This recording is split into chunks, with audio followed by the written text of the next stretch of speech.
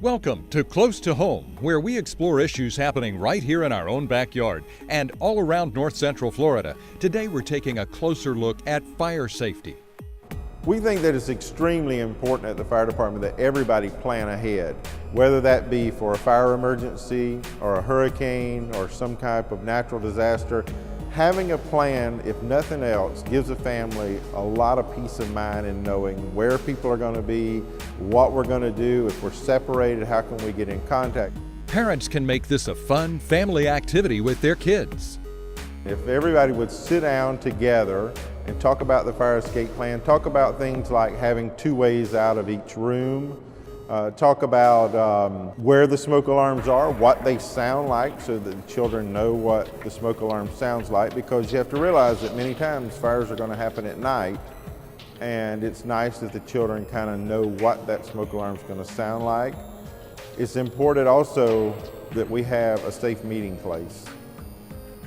Whether that be the tree in the front yard, the mailbox. That's extremely important not only for the family in reducing their anxiety and knowing that everybody got out of the house safely.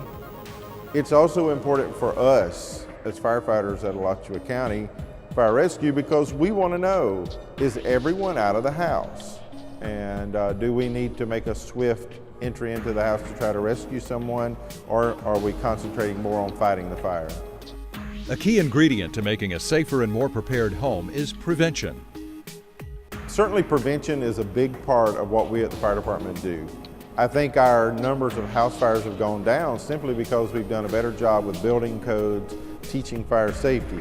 Now, as a fire safety educator, one of the things that I try to encourage people to do is, like in the kitchen, that's the #1 room in the house for fires to start. Don't leave something cooking on the stove unattended. If you have things in the oven, take an oven mitt with you. Use a timer, something to remind you that that item is there to try to prevent a kitchen fire from happening. Keep things away from the stove. Now, when it comes to electrical issues, power strips. Sometimes I see power strips plugged into power strips at people's houses when I go in. Don't overload those things. Don't overload the outlets, especially with high wattage appliances like an iron or a toaster. Those things need to be plugged in directly without going through a power strip.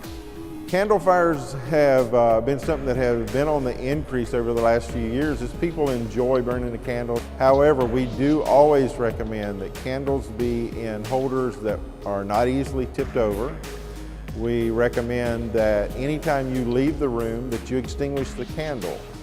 Because you never know. A pet could come along and knock the candle over.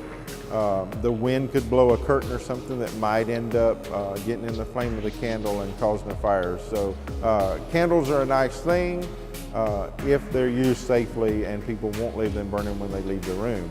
To learn more about fire safety and making your fire escape plan, visit the Public Safety section of the Alachua County website and the sites for the National Fire Protection Association and the U.S. Fire Administration.